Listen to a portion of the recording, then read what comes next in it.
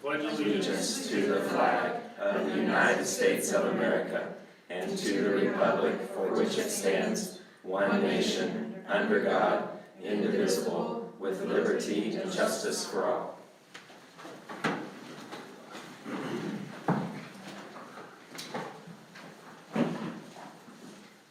Okay, this meeting's essentially got a close of old business and new business. So is there any old business anybody wants to discuss or anything we need to close from last year?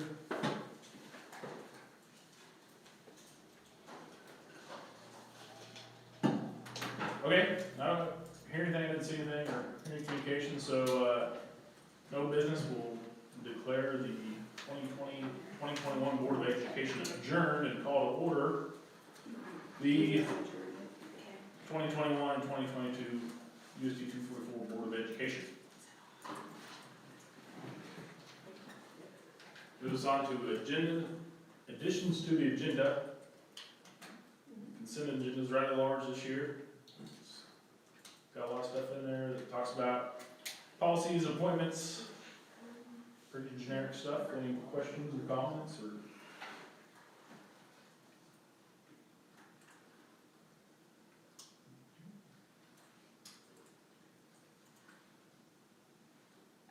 I remember reading, but I didn't know, I didn't know if it was in the consent. I was gonna congratulate, on the 21st Century Grant. Great job. I know we don't know the amount yet, but still, that's no easy feat to get that approved. It is getting more competitive, it truly is. Yeah. So great job.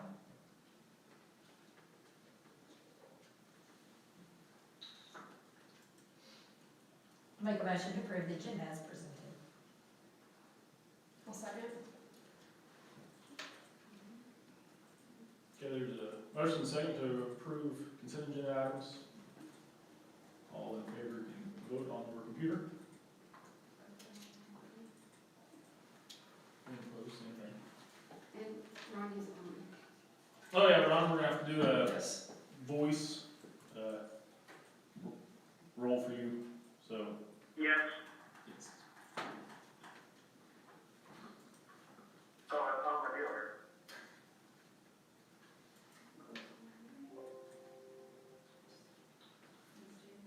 Did that come through on your end? Yeah, we got you.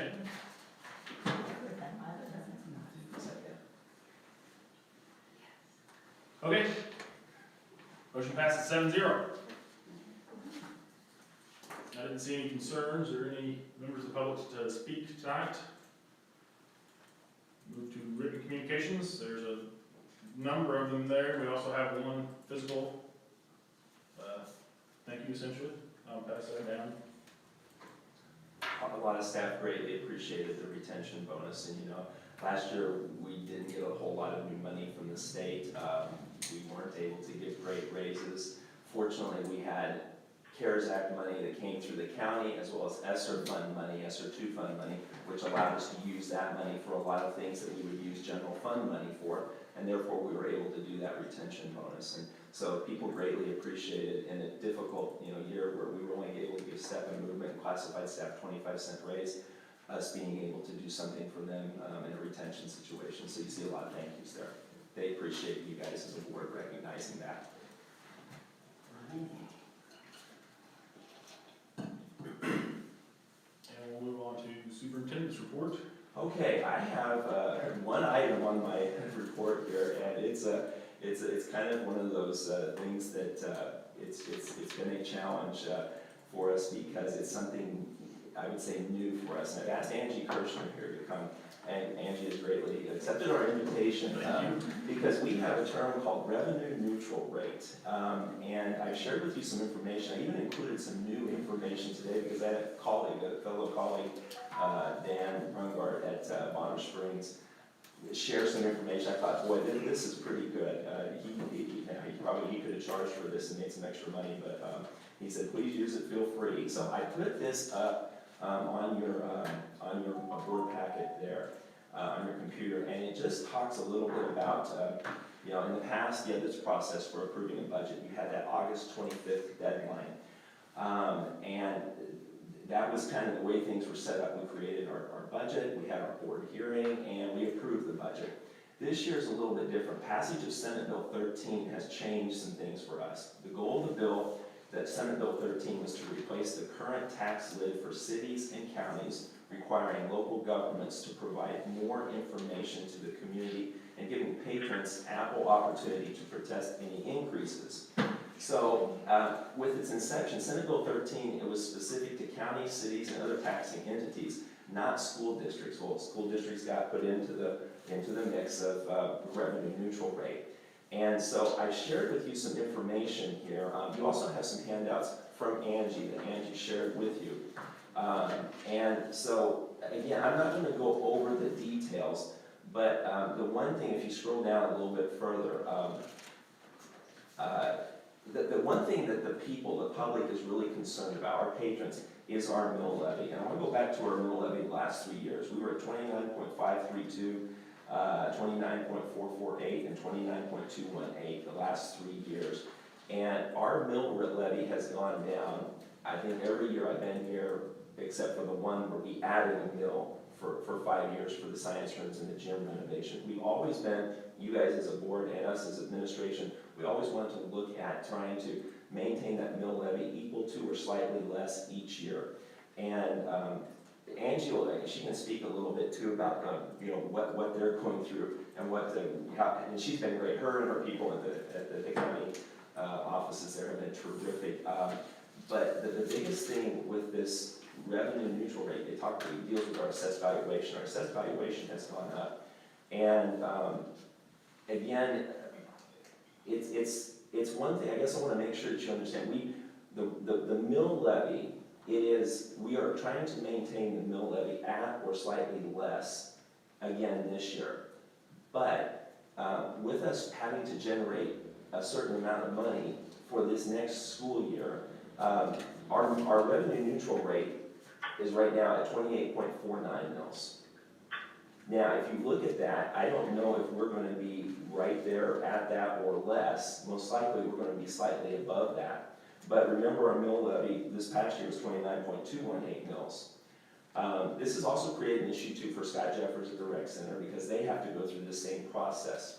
And so anyway, with that being said, this set of circumstances we have, we also have to deal with having a revenue neutral hearing and then having our budget hearing.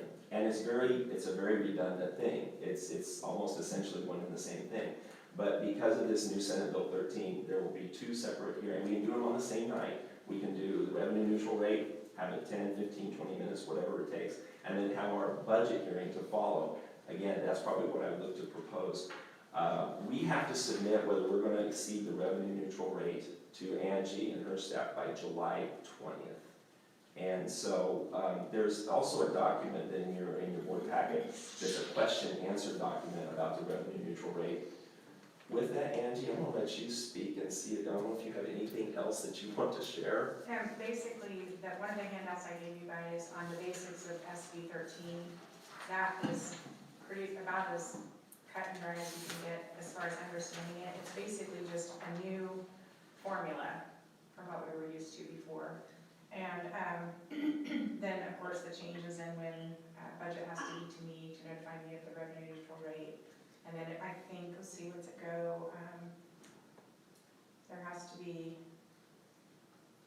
no earlier than August 20th and no later than September 20th, conduct a tax rate and budget hearing, giving taxpayers an opportunity to comment on the budget. So it kind of just extends things out a little further to allow taxpayers to come in and if anyone has concerns to express. So I know most of the cities and I'm not sure how our county's budget's going to look, but I think everyone's going to go ahead and just put the intent of the R&R that we are going to go over because more than likely we all are, I would assume, so. And then one other thing too, and if you have questions, I can try to answer. Angie can try to answer. Angie, they give us the county clerk's budget information. They give us a form like this that we see. And that comes out, so I gotta think, when was that? June 15th, June 15th when we received this. And each fund has its own revenue neutral rate. So for example, our general fund, we are able to levy 20 mils for our general fund. To generate that same amount of money as last year, the revenue neutral rate, the RNR rate is 18.091 mils. Well, like I mentioned in that document, and Dan mentioned in the document, and when I shared that with you, it's virtually impossible to maintain that same revenue neutral rate every year, the exact same amount. So we do have a capital outlay general fund, or capital outlay rate, so we have 5 mils levied for our capital outlay because we have 4 that we can levy, and then 1 additional for 1 more year for the science room renovations, as well as the gym renovations and the addition of the renovations for first grade. To levy that same amount of money, the revenue neutral rate they're saying is 4.559 mils. So again, because of assessed valuation going up, your mill rate's going to go down, and that's where the problem, I say the problem becomes as far as again dealing with this revenue neutral rate. You have also the Recreation Commission can levy. Like I say, they have a certain amount. They levy 2 mils. Their RNR is going to be 1.824 on recreation. Recreation employee benefits and their specials piece, 0.186 mils they levy for that. It's actually levied at 1.17 mils. And the supplemental general fund at 4.218 mils. Revenue neutral rate would be 3.846. It's a lot of information, a lot of numbers. With this, I'm going to go to questions that you guys might have. So we go through, the way I see it is, there's their mill stay the same, that's what we want to budget. We go through the process of notifying, having meetings, then what? I mean, like, what's holding, the feet to the fire, what's the outcome of it? We just have a hearing and listen to people say that the valuation went up, and then we do what we see fit? Yeah. Exactly. That last paragraph, and my recommendation to you is that the BOE, that you guys as the Board of Education, you allow us to file a revenue neutral rate document with the county clerk for funds, and that will not be revenue neutral. It is important, again, to note that you as the board, you have the sole authority of approving the budget at the end of the process.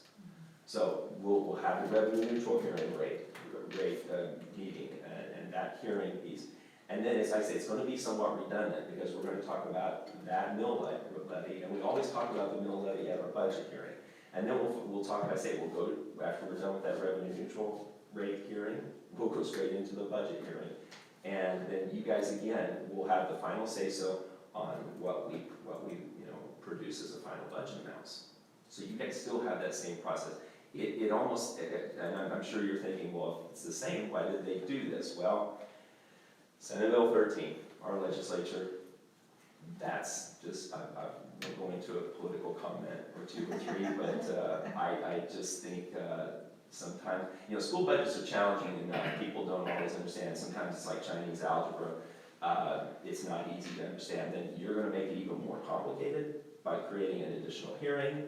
And people may think, well, you're increasing the mill levy. Why are you having the second hearing, this first hearing before your original budget hearing? What's the reasoning? What's the logic? Like I say, school districts happen to get thrown in with cities and counties in this, and we really didn't want any part of this. A brief poll of some of my colleagues around the state. There are about 4 or 5, if I remember right, last count, that may not exceed revenue neutral rate this year. And for a variety of different reasons, their assessed valuation may not have increased. Is usually the most common one. So again, everyone else is at least going through the process of filing the revenue neutral rate information. We are building, Christy and I are working, Christy and I spent a lot of time with revenue neutral rate. We went to trainings, we've done Zoom meetings, information. We are working on building our budget Wednesday. We're going to know more exactly what our mill levy is going to be and our mill rate is going to be, and if we will exceed the revenue neutral rate more on Wednesday when we're building our budget. And I will notify you on our Friday notes where we anticipate our mill levy to be. Other questions, comments? I would just add to what Craig's talking about, as far as our assessed valuation, it did increase this year. And so that is something you'll definitely want to keep in mind, because I'm pretty sure from what I've seen from you all in previous years, you try to be conservative on what you do with the schools, but still maintain that high level of service for the kids and everyone. So if you don't keep the levy up there to where you need it to be to generate the dollars, you could hurt the school. So just to give you that bit of information. Any other questions or comments? Thanks for coming in. Yes. Yeah, Thank you. thanks, don't feel obligated to hang out. And we, yeah, so again, thank you very much. Oh, I lost my train of thought.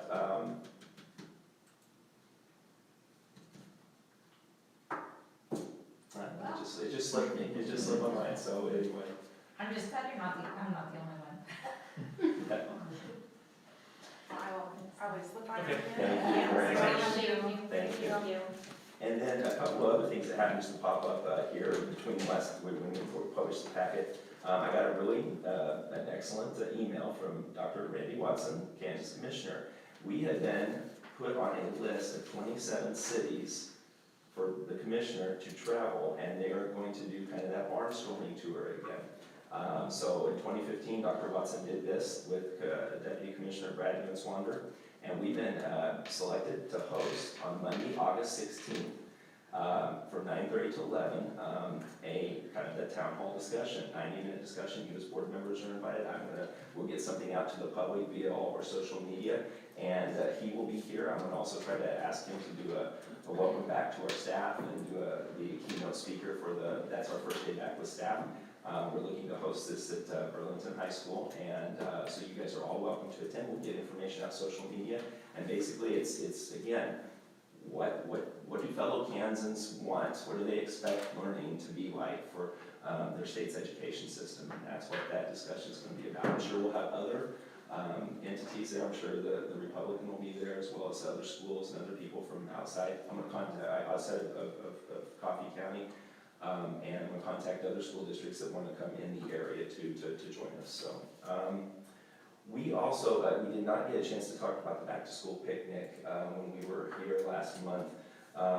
Was discussion about maybe doing a back to school picnic like we have done, or just basically having a meal for that first day back for all staff, a lunch on the 16th of August. I don't know what your thoughts are. We just need to deal with planning there. Does anybody have any thoughts? I like the first day back lunch idea. Yeah, that makes sense. I think, I mean, there's also a little bit of, people might still be doing of large gatherings. Sure. Is what it is. Mhm. I like that idea of providing good lunch. First day back. We'll If cater any of it. us can be there. Yeah. then- Yes, you're more than welcome, yes.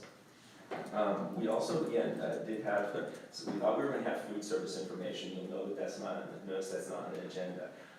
Christy's been doing with town hall meetings and information, and they have not set the adult price yet. We need to know that though, because August is coming real quick for our staff, and they'll want to know what they got to pay for lunch. So we do not have a reimbursement, or actually a reimbursement, a dollar amount set for the adult meals just yet. We have just a general ballpark at this time, but nothing set in stone. And that's coming from the FDA. Probably because of the cost of bacon.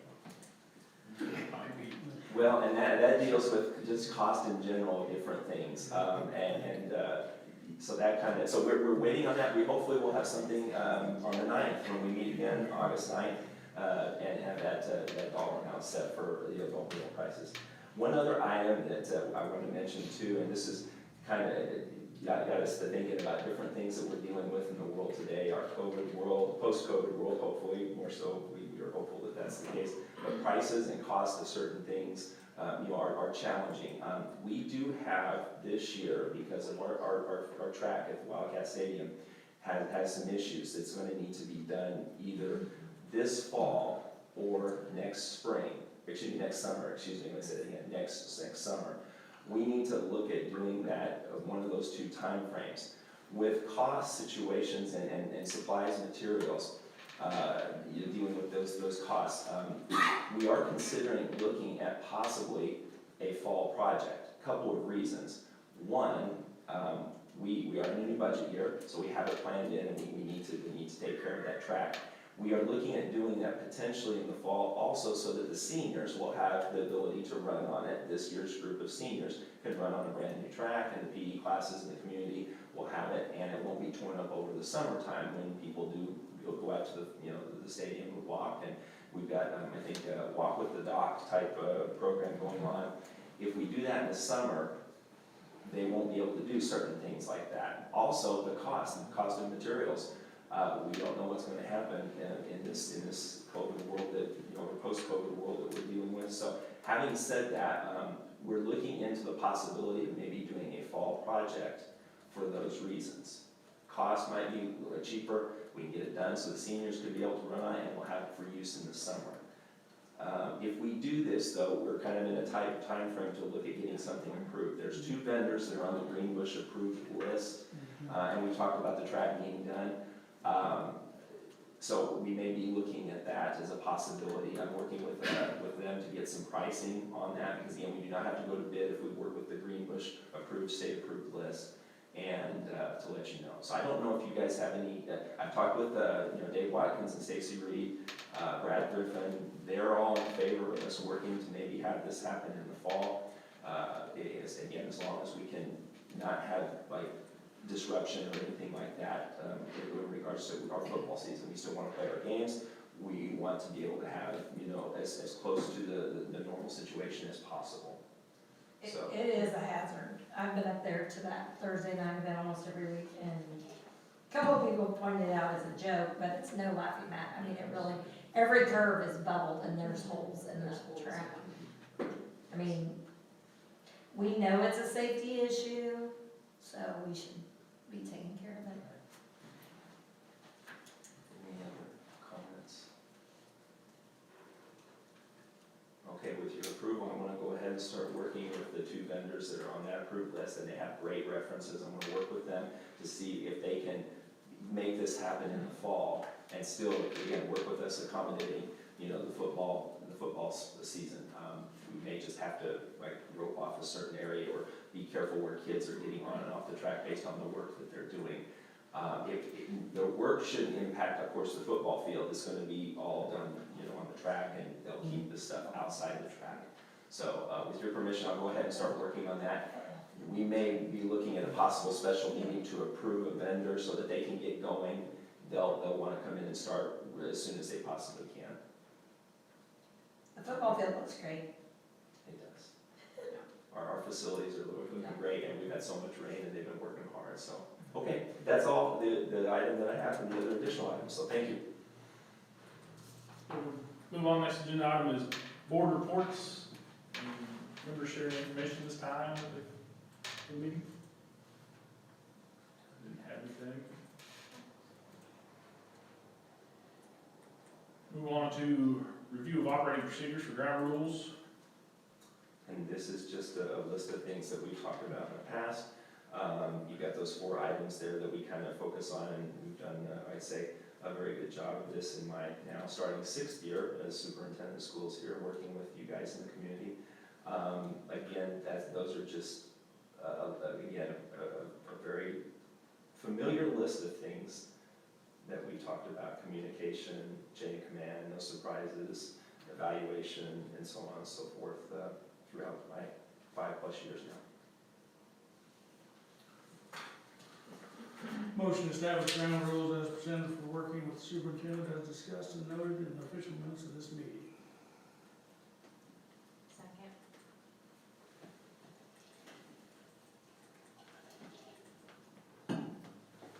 Okay, we'll all vote on our computers. Ron, are you on your computer, or are you just on I'm on phone? the computer. You're on the computer? Okay, good.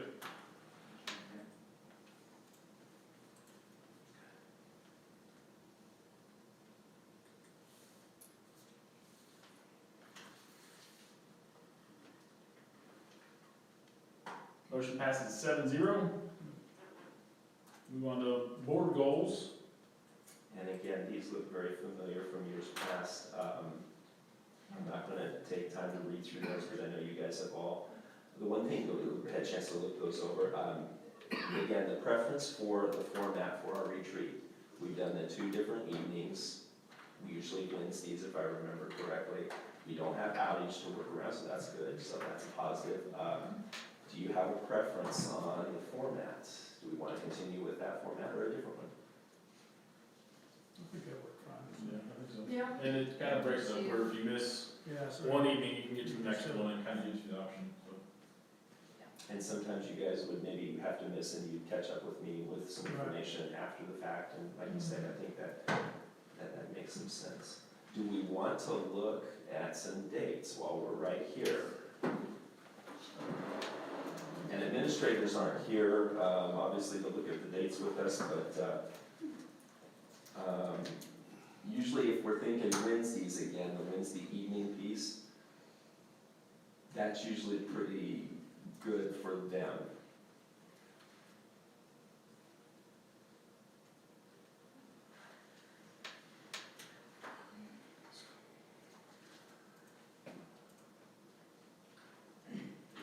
Wednesdays would stay away from it. All out cross country for we do a Thursday. Monday's JV, football, and what else? Tuesday's volleyball. Yeah, I'm gonna have everything, something besides every day, I'll have volleyball. Me too. and stuff.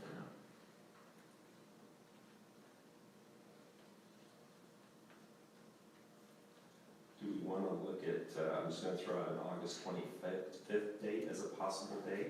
Or do you want to start in September? Excuse me. Jeez. Oh, September, but Okay. it's up to you guys. August still feels like something. Yeah, it's still. Still has. But I'm okay. Yeah, really, September's, I'm pretty open as far as I know, I mean, I'm sure it'll fill up, but So the 8th. what should we? What time on the eighth? We usually start like at 5 to have dinner ready and 5:30. So between 5 and 5:30, we'll have dinner and then start going, basically, I think we'll be done from like 5:30 to 8:30. And if we get done a little earlier, we're done. Before I say we get done a little earlier, that's fine too, so. James is gone on the 8th. Okay. I can do the eighth. About the 15th. I don't know. It's okay though. Well, September 1st. I'm open. No, you're- I'm good. September 1, Ron? Which day, say again? September 1st, I'm sorry, yes, I'm gonna be, tied up that day. I don't know what time I'll be going, we're teaching some classes. 15th? Oh, you're gone that week.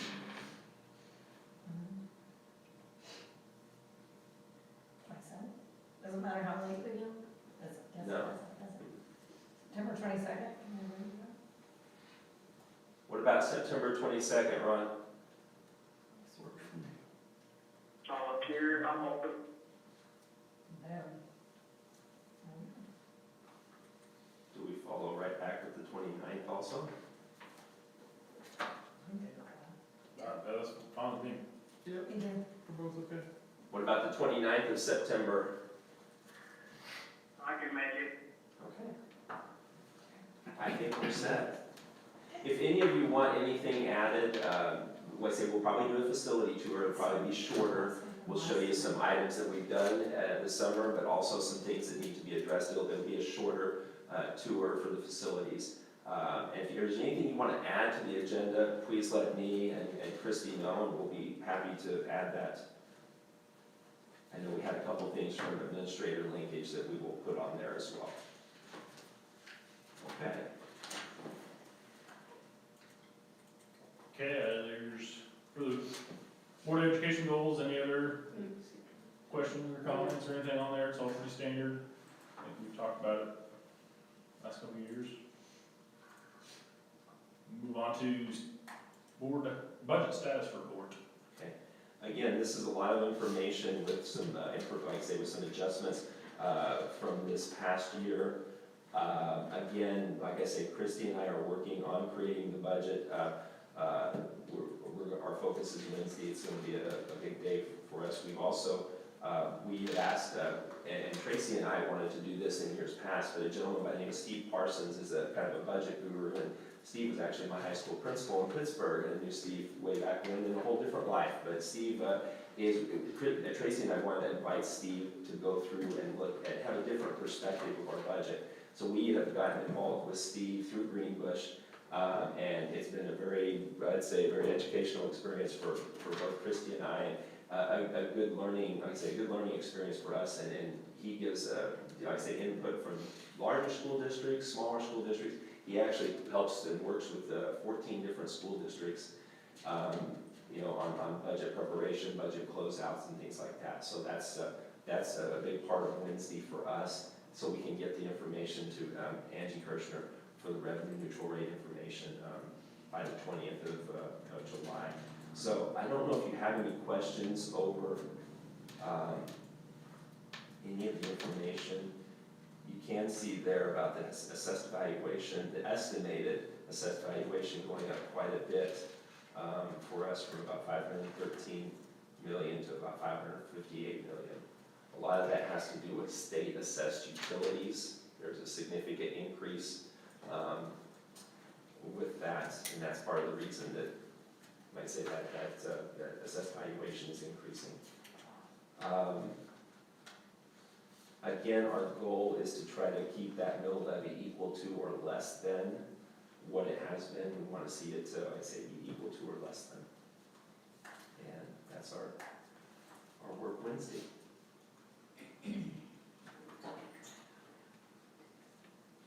Any questions on the budget status report?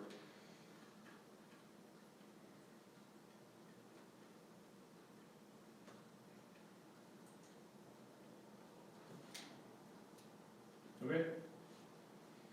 Next item on there's no action on that one, right? No action. And I don't have Any need for an executive session regarding personnel?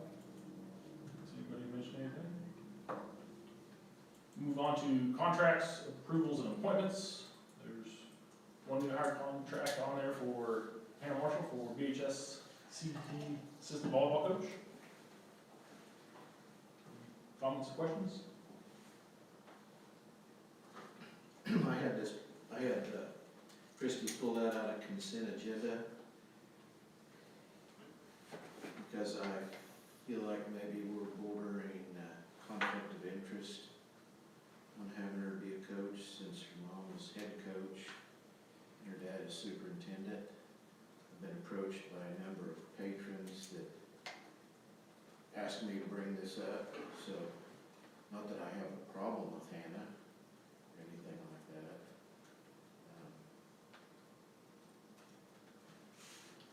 I just don't know if it's a good idea. So we have lots of, so Cooper Whitworth was an assistant under Charlie, and we didn't question it. We have lots of people that work for our big assistants. I talked to Dave Watkins today. He said he watched her in the camp. She's great with the kids. Yeah, I don't doubt any of that. Then why would we call this out? Well, I just think it's conflict of interest. There's already been some issues in the past, and I think this just has the potential of creating more.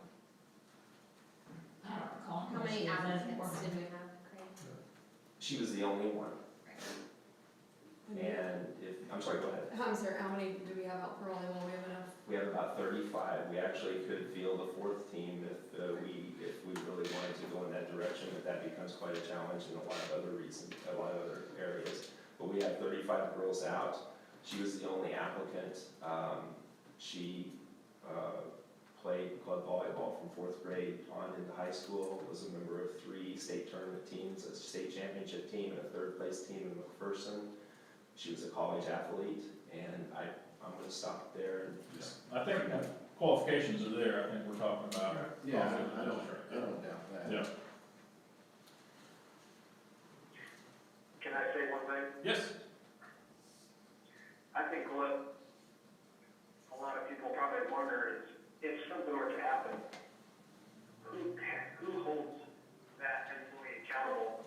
And I think as long as you designate someone that's not her family to hold her accountable, I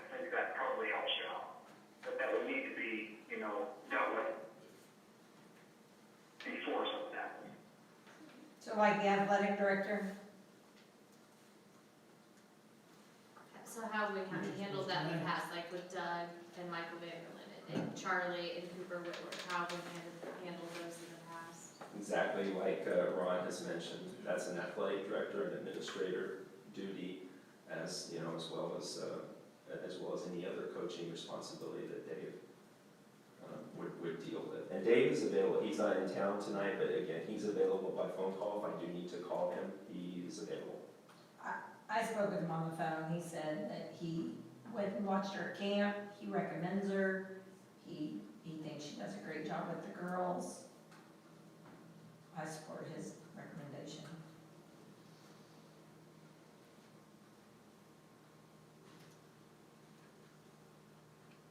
I think I fall on the side of, I believe everyone in here is professional, and we're in a community where it's really difficult to not find someone that, I mean, my teacher. My wife is a teacher. My wife's a teacher, so, That's I right. mean, and everyone's professional enough to understand that if something comes up, Dave, athletic director's gonna have a job to do, and that's why he gets paid to do it. And we could probably list 50 examples of this. I mean, I would just like to say, like, I have 15 openings right now, so the fact that there was a qualified applicant is amazing, because, I mean, the struggle is real when it comes to filling positions right now. We don't have people beating down the door to come coach, or come para, or come cook, or come drive bus, I mean, even teachers. yeah. But with that said, we still shouldn't turn a No, blind eye to sure. something, so. Absolutely, But absolutely. that's- We gotta hold ourselves accountable for it. Motion to approve Hannah Marshall's BHS team volleyball coach. Second. There's a motion and a second, and we'll all vote on our computers.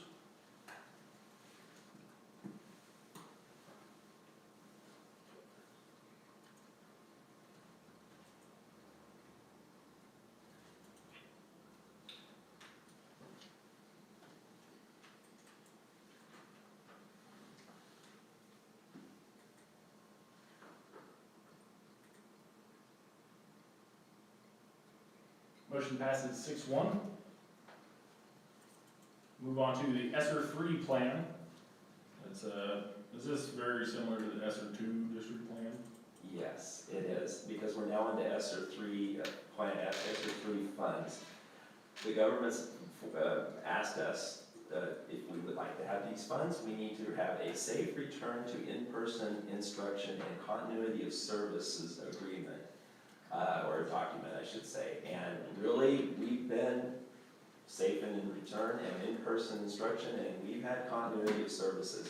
But we have to create a document that says we're going to be moving forward. And even though we kind of moved forward all last year in very trying circumstances, I shared this document with you. It just is again, somewhat redundant. It's basically saying what we've done and what we're going to continue to do.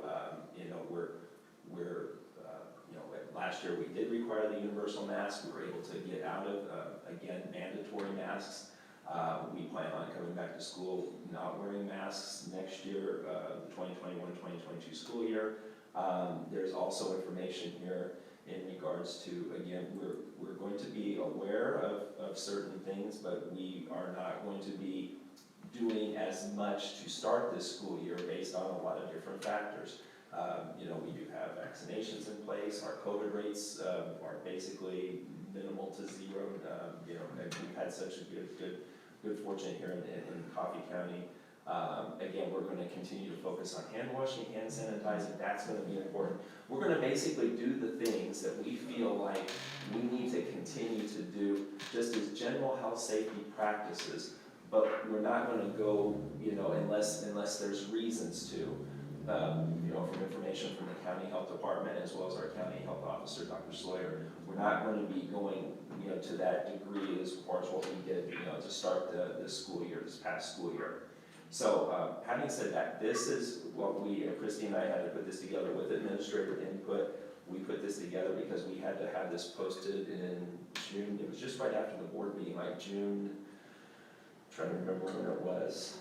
I think it was June 20th or June 22nd, and we had to post this on our website, legal, to be legal, according to the state, as well as the federal government. And again, it's nothing more than a very basic document that says, we're gonna be aware of things. This is how we're gonna, continue when we come back to school on for the 2021-2022 school year. So I don't know if you have any questions. We haven't really made any adjustments since what I shared with you.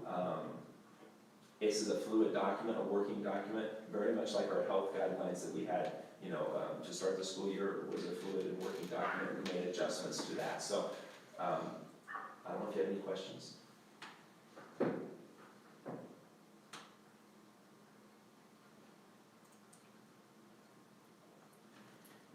Any discussion? I think it's pretty straightforward. It looks like it's a documents what we've been doing since we've been back, so. Motion to approve the USB 244 ESSER 3 district plan. Second.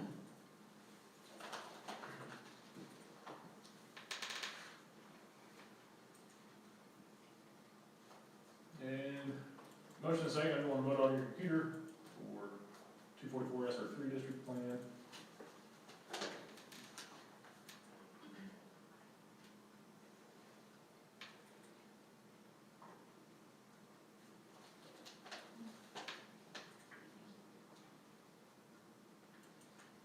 Motion passes 6-0.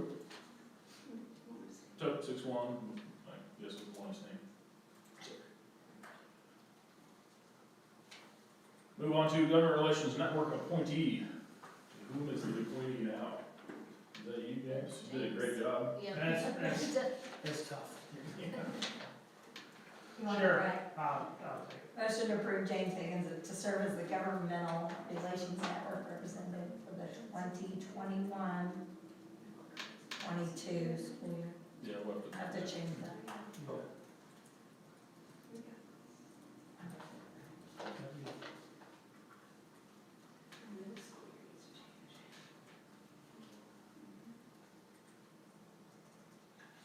Second. So when did you? I made She a motion. said- Sorry, we're just getting caught up. Okay.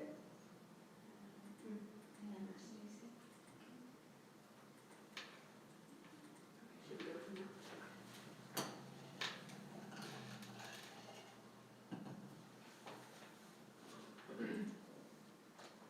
there? Okay, everyone vote on your computer.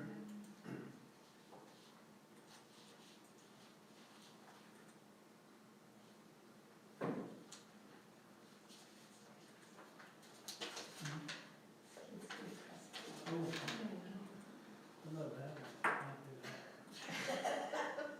You'll get the tree in 2006. Motion passes 7-0. Move on to the skid steer bid.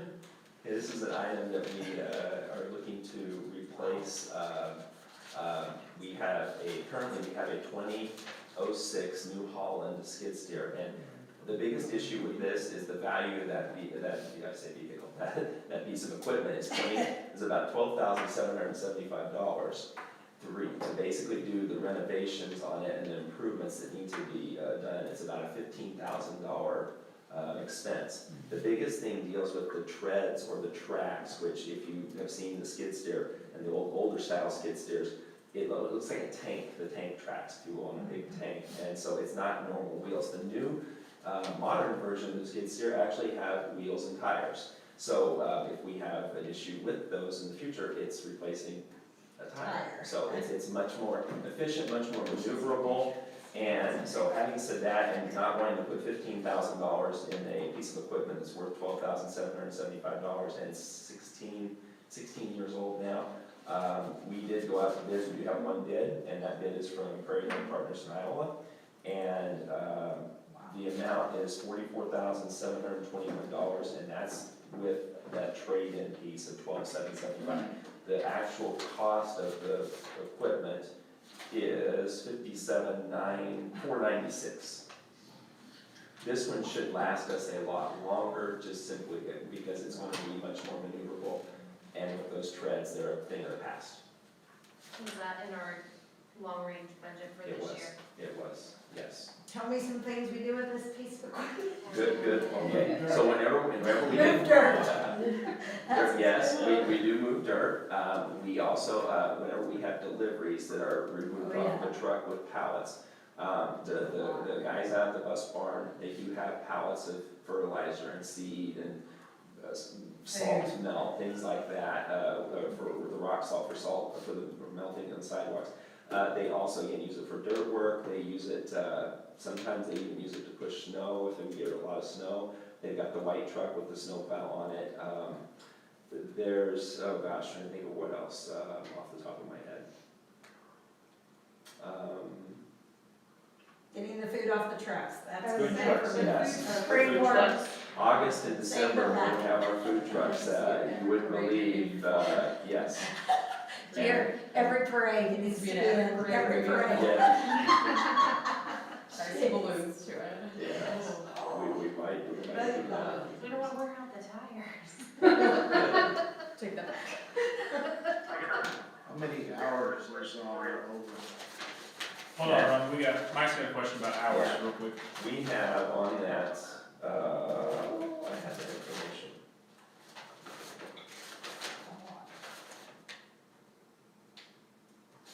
Yeah, I say that. And did we buy it new? In 06 or was it new? That I am not sure, I would imagine so. Where's the hours? 15 years old? 1,500 hours, 1,500 hours? yes. That's not very much. That's not very much. That's not very many. Like I say, the biggest price deals with the replacement of those treads. And it's an expense. I mean, we can spend, like I said, we can spend $15,000 on it, and we can get it back up to, I want to say, where it's really operational and useful. But it is the 2006, so it's 15, I'm 16 years surprised old. they wanna go back to wheels. Yeah, I was Cause saying, I've got tracks, and I wouldn't trade them for anything. they're better than snow and mud. I know that There's different styles of tracks, Yeah. if you don't like the ones that are on the current one. And now, is this a John Deere that you get? It is a John Deere, yes. Is it a high flow unit or a low flow? High flow. That's important to have that, especially if you get some attachments that require that, and it's really value on that. The new one's a John Deere, It is, and the old one's a New Holland. it is. Okay. I'm not gonna be the one driving it, but I was surprised to hear about the other wanting to go to wheels instead of tracks. Cause I think that driving across the baseball field outfield, you're gonna leave no tracks. Driving a track, if you have a wheel unit that's a little wet, you're gonna tear some stuff up. And it'll tear stuff up worse if the operator's not, Well, that's, yeah, that's, but so will the tires. Yeah. If you round your corners, it doesn't tear up near as much, but, and you don't have, okay, yeah. like I say, you'll go 1,500 hours again before you have to replace tracks. Ron, back to you, do you have a question? Yeah, I had a couple questions. I guess my first question was, what is wrong with the current New Holland skid steer as far as what specific piece on it is being refurbed? Well, again, the tracks or the treads, if you will, the wheels piece of it, are the biggest expense. There's also some engine work that they said, I can't remember exactly. I don't have the proposal as far as what is needed as far as for the repairs. I just know that they actually had Prairie Land from Iola come down and look at it and evaluate it to see what it would cost, and then they put together a rough estimate of $15,000, with the biggest expense being those tire treads. Okay. Because what was going through my mind was, when I first read this, when the package came out, is this unit a candidate for a retrofit from the track style over to a tire style? Whether, you could do a retrofit for less than buying the new unit. I do not know. I answer to that for sure. I'm gonna assume no, or they would have looked at maybe pursuing that. But I mean, I can ask this, and I can ask a couple of these questions. Maybe I have another question. If there's a prairie land I see out of Iowa that we have the current bid through, is there a reason why we don't get more than one bid so we know that we're not, that we aren't getting a good price? Is there a reason why we didn't holler at prairie land out of Emporia as well? Bobcat didn't give you a bid, or? No. And New Holland didn't either? Yeah, which I'm kind of surprised, other than the fact that they may or may not be able to get the equipment right now. That's true. So, I mean, it's no different than, like I say, with auto dealers right now are having to deal with some things. I can ask about more than one bid and the tires. And, New one, is it Cabin Air? I do not think so, but I need to look at that. Holy cow, you look at the air conditioning. That price. That adds. Not so much in the summer, but in the winter time, if you're doing You're gonna get that snow. Is there anything pressing at this moment that this needs to happen tonight, or can we look into this without causing any trouble? We could look at this, and look to approve later. It's running right now. It is, but it's not, I will just say this, it's not, we've got food truck coming in August. And to try to unload that is gonna be a bear with like pallet jacks, and I'm a little concerned about safety. But it could, I can't tell you for sure if it's operational to do the food truck coming in August. I don't know that. I know it needs some attention. It has some issues that are needing to be dealt with. Here's what I will do. I can get a list of the issues and a list of the repairs and get back to you. We can table this. I don't know if this bid will still be good because Well, we could have a board meeting. I mean, Yeah. It's very possible, like I mentioned to you in regards to the track, we may have to do a special board meeting to approve of the track, and we can maybe do that. I can share with you this information in my Friday notes this week, after I get more information from Brad Griffin. He was planning on being here, but he didn't feel well today and wasn't at work, so, I will just get more information on this and share this with you in my Friday notes, and, we can table it for now if that's. Yeah, that sounds fine. I think everyone's got some valid questions for $60,000 piece of equipment. Use and what's really wrong with the old one, and Sure. I mean, it's I do replacing think- panels and glass, that's a little I different. mean, and I don't know if Brad's stuck on John Deere, if that's what he wants, or, I mean, cause Kubota's around, there's Bobcat around, so, Okay, I don't know. I'll get more information and share that with you in my Friday email. Lucas, can you tell me what James just said? I didn't quite hear him. No. I just said, there's Kubota around and there's Bobcat around, and so I didn't know if he was, just wanted John Deere. Okay, I hear you now. Okay, sounds good. Okay, so I think we're gonna table skid steer for now. Get some more information, come back to that at a later date. We'll move on to BMS Emergency Connectivity Fund, laptop bid. So this is money that we received again through the Emergency Connectivity Fund. We're using this, we're gonna get full reimbursement for this amount from the ECF federal monies. This is again focusing on the 8th graders for their one-to-one laptop program. These were the computers that probably were having the biggest issues with. So there's from what Doug Vanderlinden shared with me, there's a variety of different models. It just happened to happen with this situation. It had some replacements. So there's like 2, 3 different models of computers in this group. And so what they're gonna do is replace those with brand new ones. Hopefully we can get those as soon as possible and ready for the first day of school for distribution. Again, this is a complete full reimbursement from federal monies. Who is VIG Solutions, where they They are out of, I do I not think they know. were on last month's tech. I don't know. I know it's a vendor, I think, a vendor that Doug's worked with before.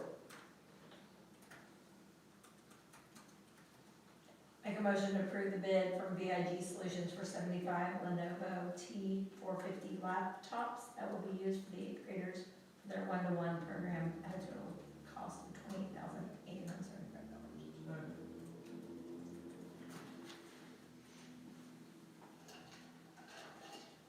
Motion and a second for the computers. Everyone vote on your computer. Sound weird? And myself.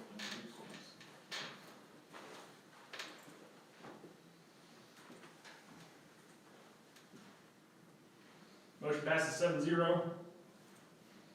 Move on to board policies. The first one there is our agenda planning for the year. It looks like that's pretty much in line with what we've done in the past.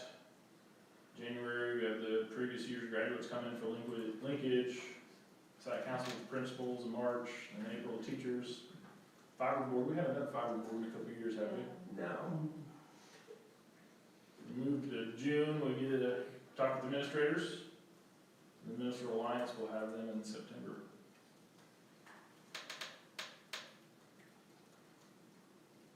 And you also see the schedule for results monitoring, we'll go over those in that format, and other business like the retreat review, annual retreats. Any other questions or comments about it? There's nothing really to do, it's just information. Move on to the BHS and BMS weight room policy.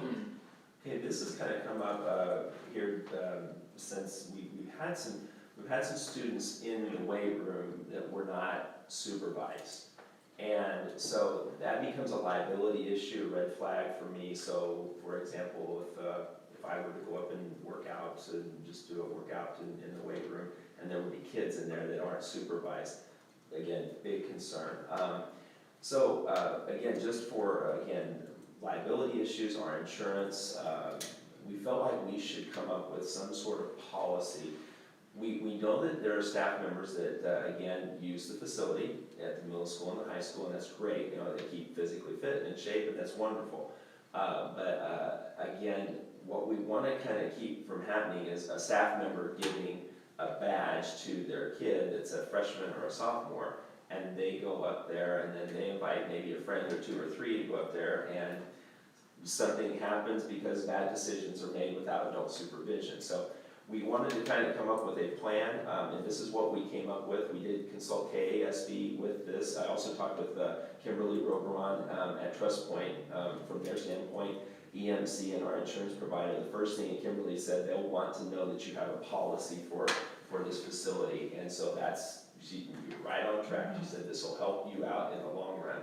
And we can post this like on the doors. We also allow, for example, sheriff's deputies, police officers to have access because again, they are on shift work at times and they may get off a shift, let's say 9, 10 o'clock, and they don't have access to the rec center, so they can go in there and use their badge, which they would have.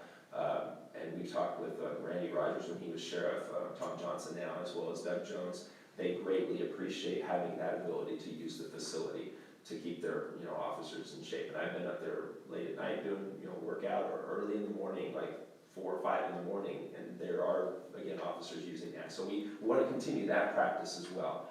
I don't know if you have any questions on what we were looking at in regards to under the age as far as graduates, and if they're graduates, they can have a waiver signed as long as their parent, again, is a school staff member, they can have a waiver signed, and that basically releases us from liability. If it's under that graduate, if they're a senior or junior or sophomore or freshman, then they would have to have an adult, a parent that they're supervising while they're in there. Questions? Looks good. And Stacy Reed and Dave Watkins were very much in agreement with this. It really becomes a high school weight room more so than the middle school. Our middle school weight room is not quite as accessible because it's inside the building. We've got a key fob to swipe there right at the high school weight room entrance. So middle school weight room doesn't really become an issue because there's really, I say, not a place to go. Usually, as far as it's not as again, you can have access to use the middle school weight room. We'll just give access to badges with our staff if they want them, to be accessed in middle school and high school weight room.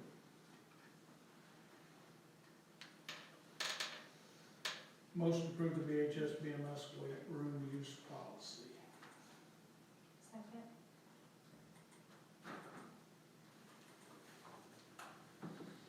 Motion second for new weight room policies, or policy. We'll vote on your computer.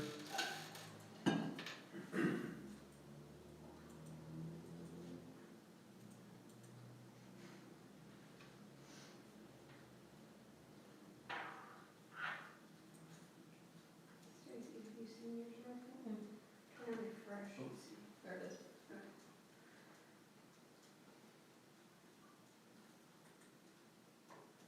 Motion passes 7-0. Information for next agenda item, negotiations. There's a 25-minute executive session proposed for that. Sound about right? Yeah, We need that one. I don't know if we need that I one. don't either, really. Well, Can't yeah, go I back just, in. I threw in that we can go less than that, guys, which really can. I think we should do 15. Okay. Yeah. I'll move to recess an executive session for 15 minutes to discuss certified contracts pursuant to the exception for employer-employee negotiations under COMA and return to open session in this room at the end of that time, including Greg Marshall And we'll do Matt Spring on. and Matt Spring on the phone. Second.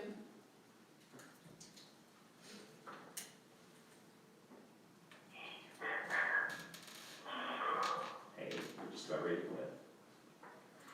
Everybody vote on your computer.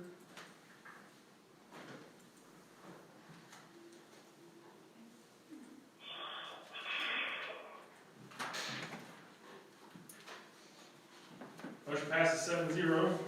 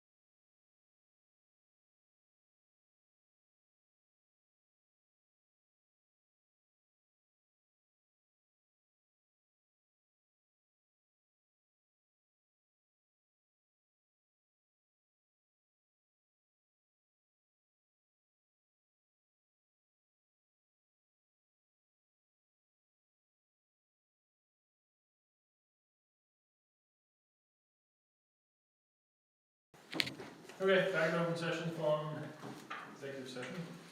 Move on to debriefing, anything about the meeting that anybody would like to discuss, any open topics? I'd like to thank Angie for coming in again, that was really nice to spend her evening with us, 10 minutes of it anyway.